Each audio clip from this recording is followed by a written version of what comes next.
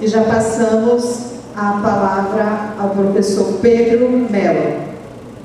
Obrigado, professor André. Quero dizer para todos vocês que eu venho lá do sul, de uma temperatura não raramente baixíssima, e hoje está 10 graus em Florianópolis, 5 graus em Porto Alegre, professora, e 4 graus em Curitiba. Mas se eu ficasse mais 5 minutos ali em cima, eu viraria um picolé. Não sei como é que estão vocês aí, mas aqui embaixo, aqui está complicado. Professor Roberto, por favor, se eu não puder ver a André lá no fundo, você me comigo, 10 e vento, 5. Bom dia a todos e a todas. Quero inicialmente externar a minha satisfação de voltar ao Maranhão, especialmente aqui em São Luís. Quero dizer a todos e a todas que continuo decepcionado, porque o único lençol que eu conheço é o do Hotel Poti. Os lençóis maranhenses ainda não tive essa oportunidade, mas eu tenho certeza que muito brevemente voltarei para conhecer esta paisagem brasileira, que sai uma das mais lindas que temos. Eu ainda terei essa oportunidade, não tenho nenhuma dúvida. Quero agradecer, obviamente, dizem que quem tem amigos tem tesouros. Eu tenho vários tesouros e poderia enumerar a muitos aqui nessa sala, mas não vou fazer. Mas gostaria, obviamente, de agradecer ao Roberto pela oportunidade que me dá de voltar aqui ao EMA, voltar ao Maranhão para rever esta instituição que eu tive a oportunidade de conhecer há 14 anos atrás. Agradecer ao nosso querido reitor Gustavo e dizer que eu estou convicto de que esta UEMA nunca mais será a mesma depois do seu mandato. Certamente cada reitor que vem dar a sua contribuição, o professor Luiz Gustavo, José Augusto, certamente transformou a UEMA e é obrigação do professor Gustavo continuar promovendo essa transformação. Então, quero dizer que aquele frio que eu sentia lá em cima agora passou para a barriga, porque quando se tem um público selecionado, ou seleto como você, fica muito difícil falar, especialmente quando temos aqui o Santos Dumont do século XXI, e eu quero me referir ao nosso querido palestrante de ontem à noite, que por muitos momentos me emocionou e me fez rir muito, e também me emocionou. Então, obrigado, doutor Osíris Silva, pela oportunidade de dar a todos nós aqui nesse momento, que já deu a todo o Brasil. Pediram para falar durante 30 minutos, mas eu vou ter dificuldades. Mas prometo que não devo passar de 40, porque a mesa me concedeu 40 minutos. E estamos por aí, interconexões, palavra bonita, isso é coisa do Gustavo. Certamente você andou inventando coisas, mas penso que vamos tentar chegar a esse momento, Universidade, Estado e Sociedade, porque é exatamente isso que nós queremos. Eu gosto muito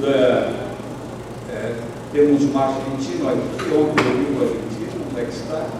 Não está, não veio hoje. Lá está ele. Há um argentino que na década de 60 ele falava disso aí para nós.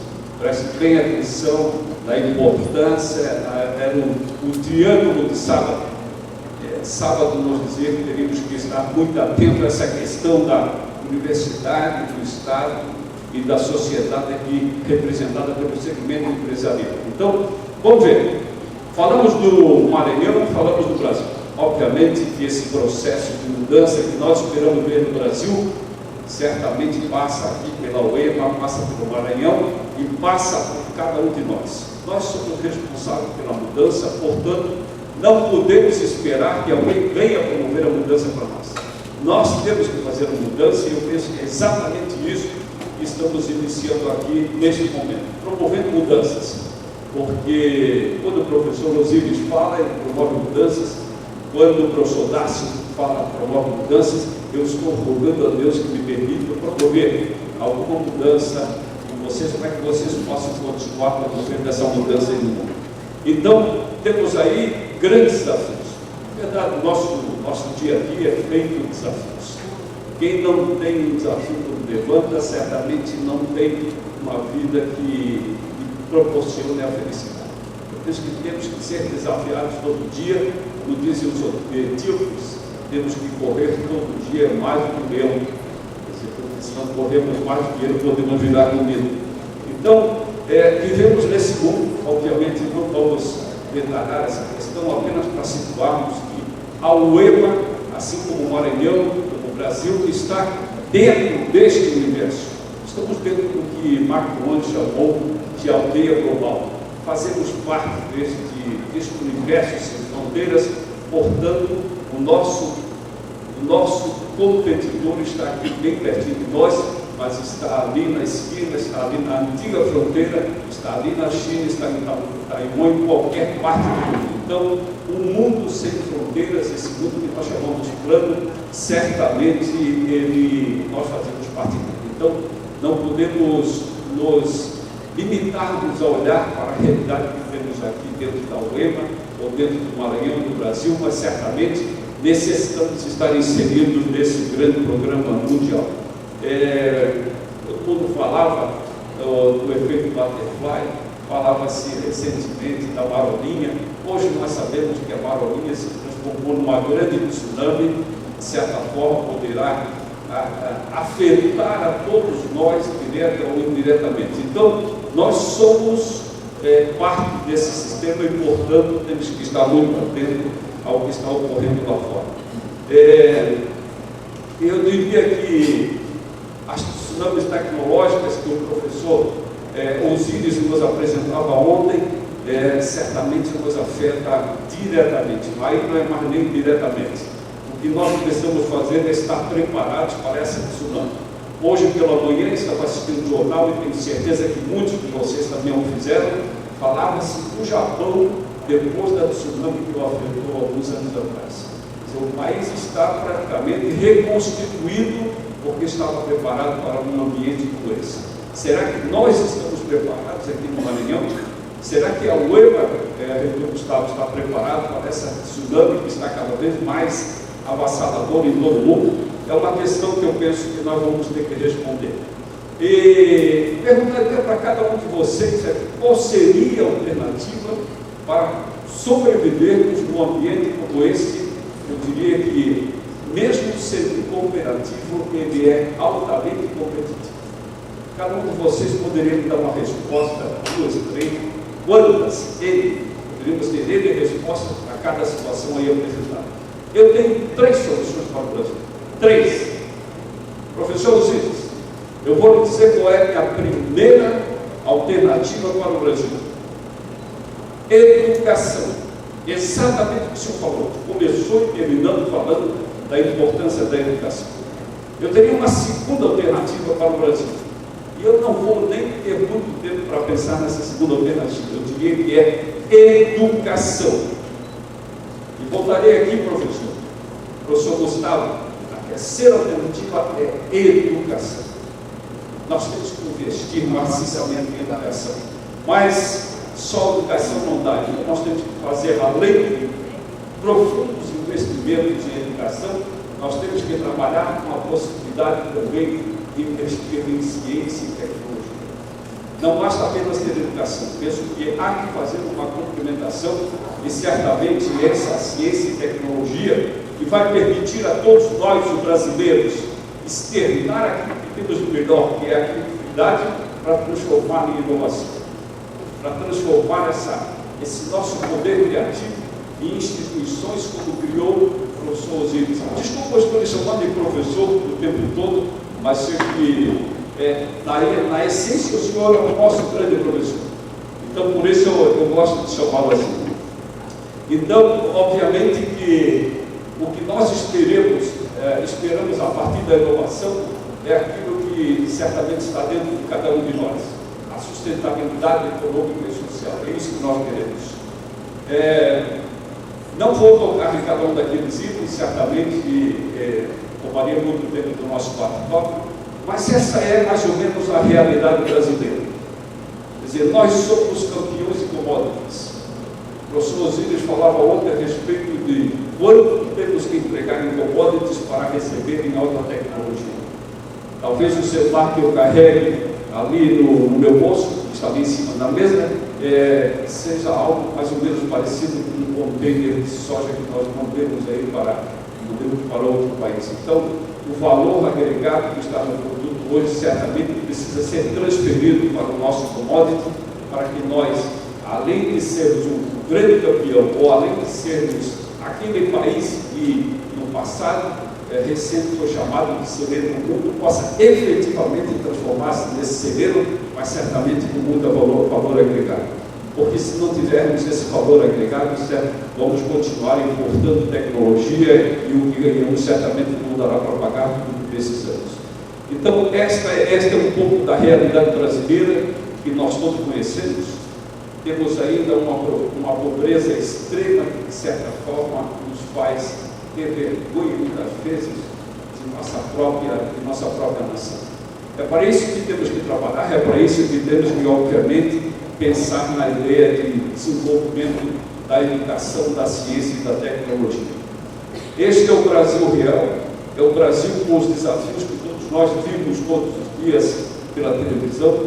Aí está um número bastante mínimo de questões que estão deficitárias no Brasil e que precisariam ser, obviamente, olhadas de frente pelos governos para que nós pudéssemos enfrentar, obviamente, a tecnologia que vem lá de fora. Eu não gostaria de ser aquele franquinho ali, não.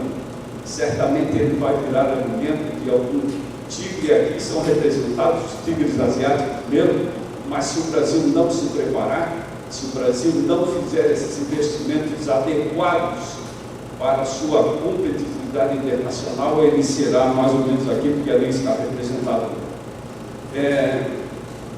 A realidade da educação nós conhecemos bem. Quando eu saio pela América Latina para falar um pouquinho da realidade brasileira educacional, tem gente que cai no queixo. Imagine um país que tem 55 milhões de pessoas na educação.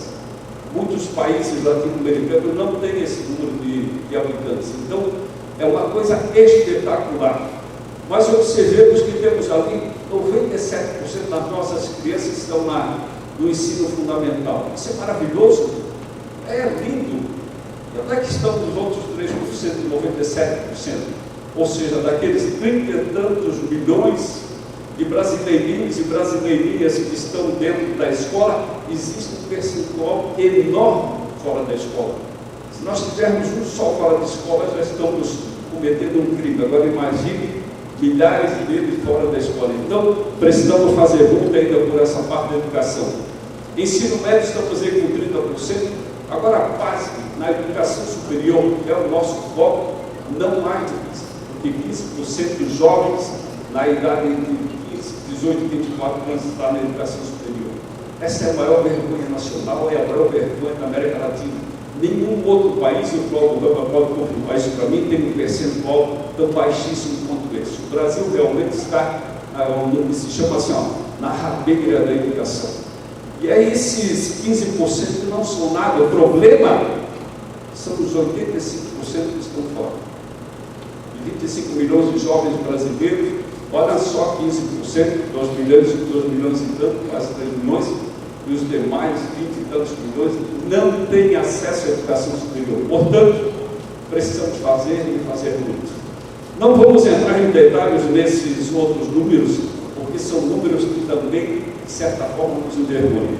Mas vamos entrar nesse detalhe importante aqui. O Brasil investe 5% do PIB em educação. Investimos tanto quanto qualquer outro país desenvolvido. E não é pouco, porque o PIB do Brasil está entre os 7 mais grandes do mundo, ou maiores do mundo, desculpem. Então, tem alguma coisa errada nesse investimento. Fico feliz quando dizem que pode passar pelo que ele é até 10%. Honestamente, eu não sei o que é que vai se fazer com tanto dinheiro aplicado na educação sem estarmos preparados para esse dinheiro. Então, talvez não falte dinheiro para a educação brasileira. O que precisa é preparar os gestores para poder gerir melhor o dinheiro que vem do povo. E aí está a nossa pirâmide maravilhosa, que todos nós conhecemos muito bem, e é mais ou menos assim mesmo.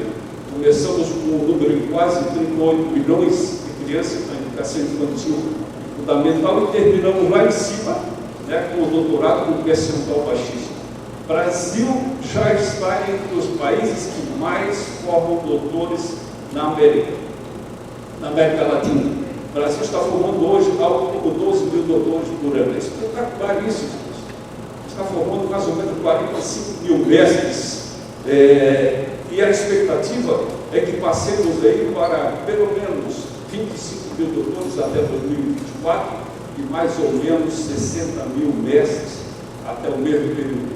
Isso é muito, talvez para um país que tenha 4 ou 5 milhões de habitantes, mas para um país como o nosso, que tem quase 3 mil instituições de educação superior, é absolutamente nada.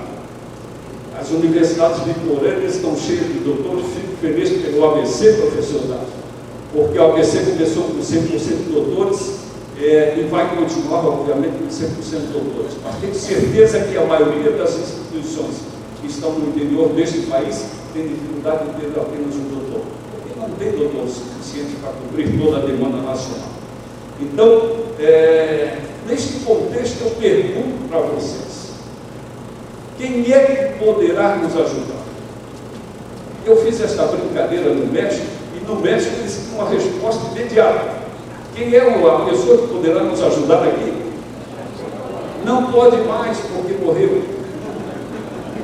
O Chapolin Colorado certamente poderia ajudar, mas ele infelizmente já se foi para outra dimensão e não está mais aqui. Então, quem poderá nos ajudar, eu não tenho nenhuma dúvida, é o EMA, professor. É o EMA, professor Gustavo, é o EMA, senhores, nós, são vocês que podem promover a mudança que nós queremos ver neste país. E nós dizemos isso porque acreditamos que a universidade tem esse potencial. A universidade, por mais que ela tenha sido desviada do seu verdadeiro caminho nos últimos anos, ou tenha sido colocada num ambiente secundário, ela continua sendo o norte desse país. Não há ainda instituições capazes de substituir a universidade. Portanto, ela ainda deverá ser norte. Nós somos aqueles que estão no comando da universidade, temos que fazê-la cumprir o seu papel. Então, vejam o alcance da UEMA no estado do Maranhão. Poucas são as instituições brasileiras que têm uma responsabilidade tão grande. Cerca de 30% do estado do Maranhão está atendido pela UEMA. Isso é uma coisa fantástica e uma responsabilidade tremenda para todos vocês que direto ou indiretamente estão trabalhando na gestão dessa grande instituição.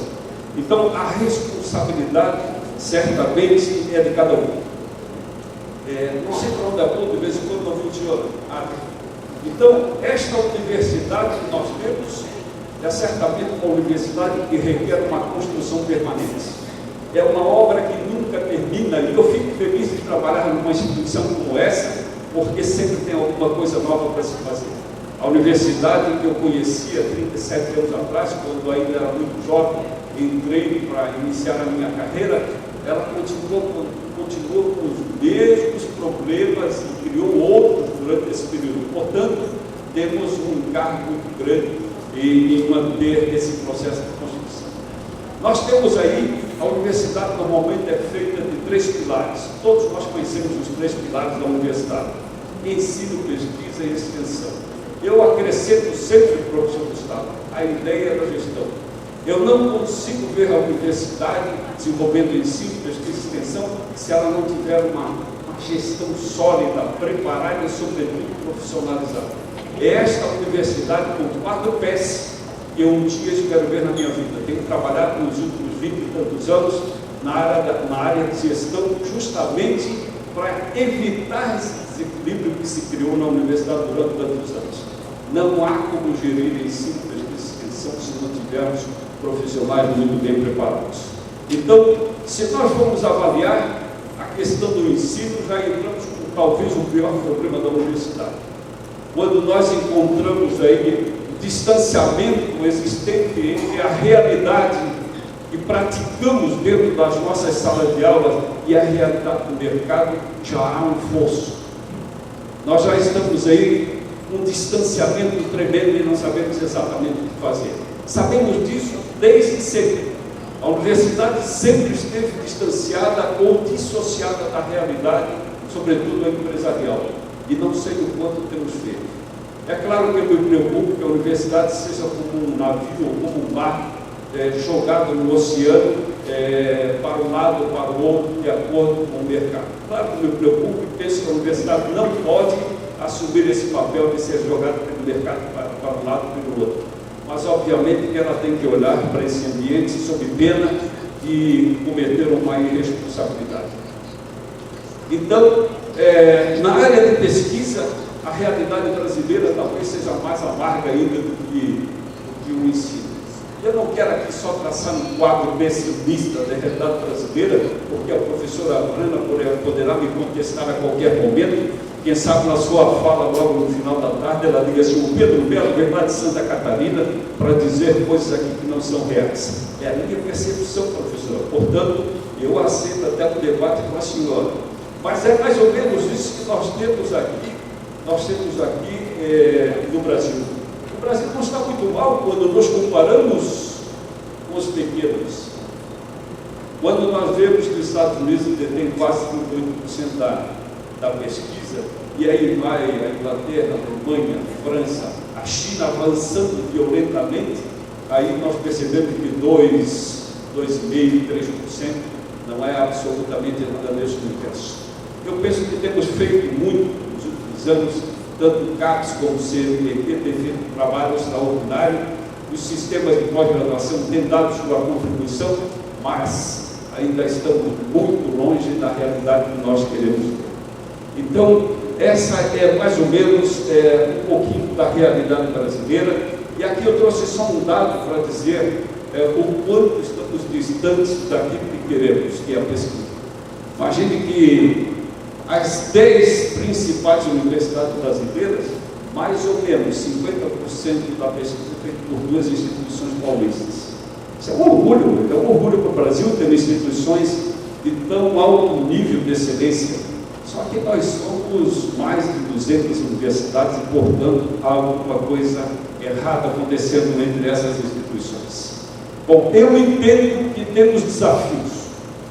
A UEMA tem desafios, a minha instituição tem desafios, a universidade brasileira tem grandes desafios. E eu diria que esse desafio passa necessariamente pela pós-graduação. Por que eu entendo isso? Porque se eu vejo que não temos pesquisa, obviamente estamos tendo problemas para a criação ou para o exercício da criatividade, para o exercício da criação de novos conhecimentos. Sem novos conhecimentos, como vamos inovar? Qual é a possibilidade de colocar em prática a criatividade se não inovamos? Se não há inovação, como é que vamos cooperar, seja com o mercado, segmento empresarial, seja com o governo, seja com as prefeituras, seja com a sociedade em geral? Se nós não temos nada que oferecer, certamente ninguém irá nos procurar. Então, se não há cooperação, não há incentivo à competitividade e, obviamente, o Brasil não vai se desenvolver mais no universidade. Eu penso que o desenvolvimento científico e tecnológico, associado à capacidade criativa do povo brasileiro e à inovação, é que nos vai permitir esse bem-estar social que tanto desejamos. Na área de extensão, e aí eu vou provocar a UEMA, está aqui esse grande cogumelo que amedronta todos nós já há mais de 50 anos, mais de 60 anos, certamente é a forma como eu vejo a universidade hoje. Ela está sendo provocada, ela está sendo, de certa forma, irradiada para que ela... ela, de certa forma, está sendo provocada por esse processo de mundialização ou globalização, como queremos chamar. Portanto, não podemos estar isolados, não podemos estar soltos nesse nosso universo brasileiro. Eu gosto muito do Mohamed Yunus, que tenho certeza a maioria de vocês já o conhece, e conhece muito bem, sobretudo porque se fixou-se como banqueiro dos pobres, porque instituiu no mundo aquilo que chamamos de microcrédito, e ele certamente tirou da pobreza milhares de pessoas. E tirou milhares de pessoas da pobreza porque, enquanto professor universitário, ele foi capaz de sair de dentro dessa ilha e ver o que está acontecendo no entorno da universidade. E foi aí que ele descobriu que em torno da universidade existia uma coisa chamada miséria absoluta. E foi com $27 que ele acabou criando grandes bancos que temos hoje no mundo, que é o Banco Grameen, certamente construindo muito, fazendo muito, sobretudo por aqueles mais pobres. Então, essa é a instituição que temos, mas não é exatamente a instituição que queremos. Eu diria que a UEMA não pode apenas continuar sendo uma instituição de excelência. Ela tem que, obviamente, fazer essa interatividade com a sociedade, porque ela está sendo chamada, ela está sendo convidada a participar desse momento importante da sociedade que vivemos. Eu diria que a UEMA precisa escutar o barulho que vem lá de fora. E o barulho é grande porque nós estamos acompanhando, nós estamos vivendo a realidade brasileira e não tem nenhuma dúvida. Em qualquer lugar que se vá, o barulho é grande. Eu diria que a UEMA tem que construir as suas pontes. Se ela é uma ilha, construa pontes. Se ela é uma ilha, tem que impedir que se criem fronteiras em torno dela. Hoje, na minha universidade, existe uma briga muito grande por causa do fechar ou não fechar a instituição. Bom, a universidade está sendo dilapidada pelos ladrões porque não tem cercas. Ela é aberta, você pode entrar e sair a qualquer momento. Eu não quero cercas, esse tipo de cerca para a universidade. Portanto, eu penso que a universidade tem que deixar-se conhecer. A universidade tem que se abrir para a sociedade, permitir que grupos minoritários, por exemplo, de micro e pequenos empresários, venham até a sociedade, venham até a universidade. Porque, por enquanto, entram os grandes empresários na universidade. Micro e pequeno têm medo, têm vergonha de professor. Então, esta interação da universidade vai permitir essa ação de transferir conhecimentos para melhorar a qualidade de vida. Porque é isso que nós queremos, gente. Nós queremos ter vida melhor e, obviamente, temos a obrigação, se temos uma vida melhor, temos a obrigação de provocar essa vida melhor lá fora. E podemos participar, obviamente, de projetos importantes, como muito bem nos alertou ontem aqui o professor Osiris, especialmente na área de biotecnologia, a aeronáutica, a nanotecnologia, que é o grande mote mundial hoje, é por aí que se pode se entrar e ganhar muito dinheiro. Temos que trabalhar no potencial brasileiro, recursos hídricos e minerais, mas não podemos esquecer de assuntos extremamente importantes, como saúde, como educação, como habitação e, sobretudo, a violência que assola as nossas cidades. Eu diria que a UEMA tem essa obrigação de interagir com todo o meio, interagir com os organismos nacionais, internacionais, interagir entre organismos governamentais, entre segmentos empresariais. Ela tem que estar atenta a todo esse movimento que existe em torno dela. E, sobretudo, ela tem que se preocupar também em interagir com outras instituições. Eu diria que este talvez seja o grande mote. Aqui estamos representados, eu sou a UFSC, o professor Dario Dácio é da Universidade do ABC, e assim poderíamos encontrar uma série de outras instituições para fazer parceria com o UEMA. Eu diria que essa relação interinstitucional pode sim transformar a UEMA. Eu vou contar tudo rapidamente, tem 5 minutos ainda, é isso, Roberto? Eu vou contar muito rapidamente o caso da minha Universidade Federal de Santa Catarina, que alguns de vocês conhecem, mas a UFSC é o que nós chamamos, é o que nós queremos, universidade com responsabilidade social. Nunca falei mal da instituição fora dela. Dentro dela eu falo, reclamo, provoco, grito com a reitora, não escuto gritar, mas reclamo para ela, provoco um conselho, porque eu faço parte daquele conselho também, mas fora eu tenho que dizer que é a universidade que todos nós devemos sonhar. E eu vou contar só muito rapidamente o caso de Florianópolis, que muitos de vocês já conhecem. Florianópolis, na década de 60, onde eu nasci, era uma cidade bucólica, maravilhosa. Era a cidade que eu não queria que mudasse. Na verdade, a cidade que eu tenho hoje não é a cidade que eu nasci e, obviamente, não é a cidade que eu gostaria que ela tivesse se transformado. Mas, de qualquer forma, era uma cidade feita de funcionários públicos. E era mais ou menos assim, com essa lógica mesmo de trabalhar no serviço público, que nós éramos atendidos naquele momento. Na década de 80, descobriu-se que Florianópolis tinha uma outra vocação fantástica, que era o turismo. Nós temos praias maravilhosas, dizem que temos 42 praias, é só para quem não conhece, gente. Florianópolis tem 100 praias. Eu poderia dizer que tem 99,99 belas praias. Então, convido a todos a conhecer Florianópolis, porque é um ambiente para se sentir prazer, é um ambiente para se viver. É considerada hoje no Brasil a principal capital da qualidade de vida. Então, há muito de bom ainda para se viver em Florianópolis. Agora, nos mesmos anos 80, com a vida do turismo, aquelas pessoas que trabalhavam nas regiões litorâneas começaram a ser enxotadas. Essa é a palavra certa. O turismo começou a enxotar as pessoas que trabalhavam e viviam da pesca. E aí entrou um grande potencial da Universidade Federal de Santa Catarina, porque ela construiu um projeto chamado Maricultura, que para mim é um dos mais belos projetos já desenvolvidos na minha universidade. Conseguiu não só manter as pessoas na cidade, mas conseguiu transformar Florianópolis como a segunda cidade da América Latina em produção de mariscos e ostras e outros tipos de moluscos. Então, alavancou o potencial econômico da região espetacularmente.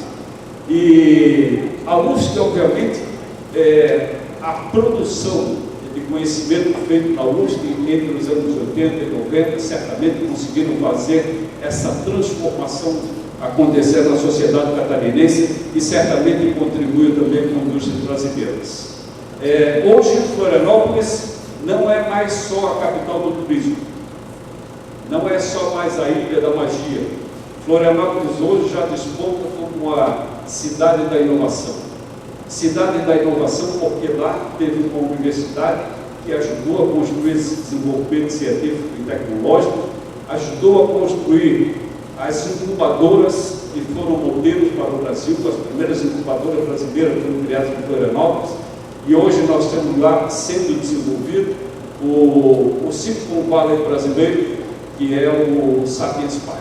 Eu espero que nos próximos 15 anos tenhamos aí concretizado, já está em um processo bastante avançado, mas que tenhamos realmente aí um ambiente feito para o desenvolvimento do saber. Então, esta é um pouco da realidade. Mas a universidade não faz só, não desenvolve só tecnologia. Eu gosto de falar um pouquinho do NET, e aí eu já estou terminando. O NET é um ambiente onde as pessoas da terceira idade, e aqui eu coloquei idoso, mas eu não gosto de idoso não, gente, porque eu sou chamado de idoso. No Brasil, quem tem mais de 60 anos é idoso. Eu não sinto nada idoso, professora Brana. Não consigo me sentir um idoso, mas eu tenho aquela plaquinha de estacionamento. Quando eu quero estacionar, eu sou idoso, aí bota a plaquinha lá. E a minha mulher, que tem 54 anos, ela faz a maior acusação comigo. Não vais colocar a plaquinha? Diz, não, hoje eu não quero colocar. Hoje eu não sou idoso. Mas então, esses idosos, imagine vocês, que professores que se aposentaram na universidade e outras pessoas da comunidade criaram um ambiente para as pessoas da terceira idade espetacular. Essa gente tem feito um trabalho que percorreu todo o Brasil. O núcleo de estudos da terceira idade certamente ele veio para transformar as pessoas e transformam outras pessoas. Porque aquelas pessoas que se aposentavam e ficavam em casa sem absolutamente nada para fazer, as senhoras iam engordar ou preparar o bolinho dos netos, e os avós iam ficar cuidando do jardim ou do cachorro. Hoje não tem mais isso lá em Florianópolis.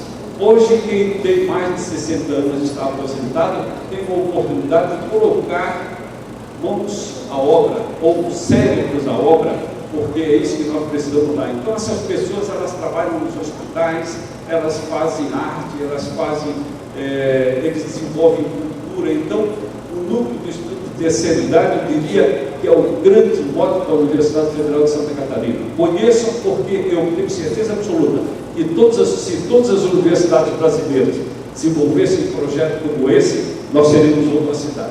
E eu tenho certeza que o NET ajudou Florianópolis a ser o que é hoje.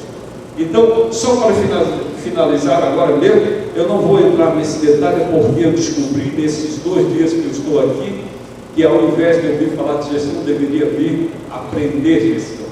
Tudo que aconteceu de ontem para hoje, todo esse trabalho que está sendo desenvolvido pelo professor Gustavo, que está sendo desenvolvido pela equipe do Roberto, certamente vai fazer a UEMA entrar nos eixos e transformá-la na instituição que vai promover as mudanças aqui no estado do Maranhão.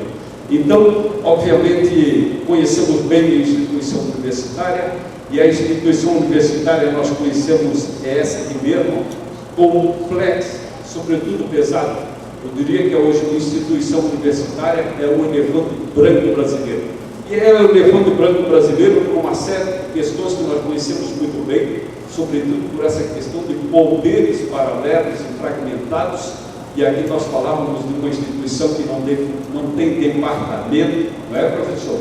Mas existem outras instituições brasileiras que foram criadas ao molde do ABC, que estão loucas para ter departamento, por uma razão muito simples. Departamento dá muito poder e cria muitos ambientes de poder dentro da universidade. É a fragmentação, na verdade, do poder. Por isso, quando dizem que o reitor é uma figura meramente representativa ou política, eu começo a ter dúvidas se realmente não é essa.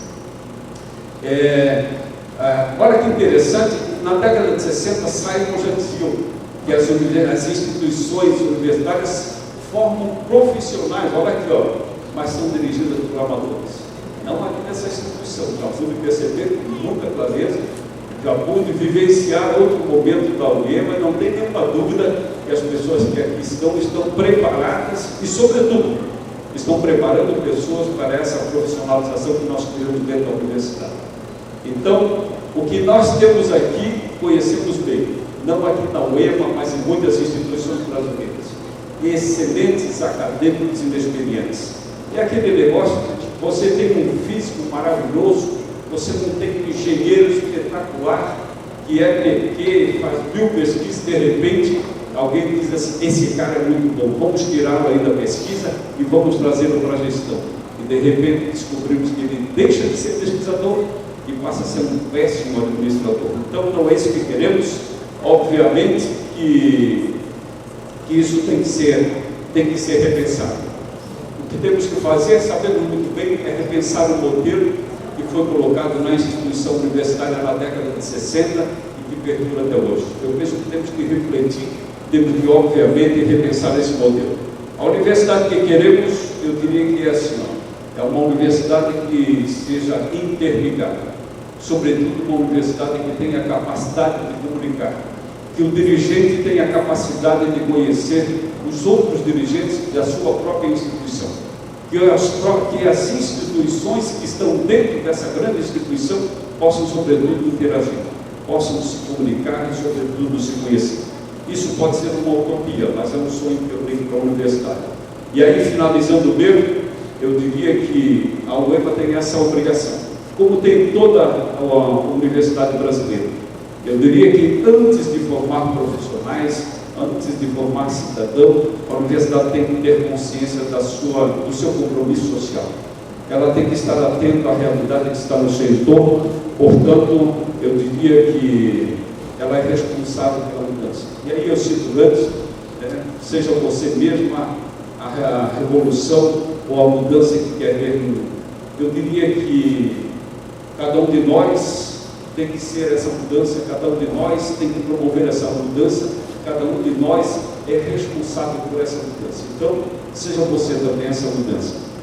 Esse é o Brasil que eu quero, esse é o Brasil que eu sou, esse é o Brasil que eu quero transformar, porque, na verdade, é um Brasil que nós amamos e queremos e, portanto, somos responsáveis também por ele. Obrigado a todos.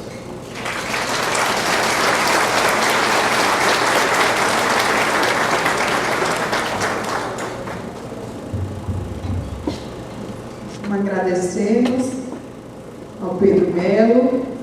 Lembramos aqueles que chegaram um pouco depois que nós teremos a sessão de perguntas e aqueles que desejarem escrever podem passar para o pessoal da Ascom, mas identificando-se e passando por e-mail.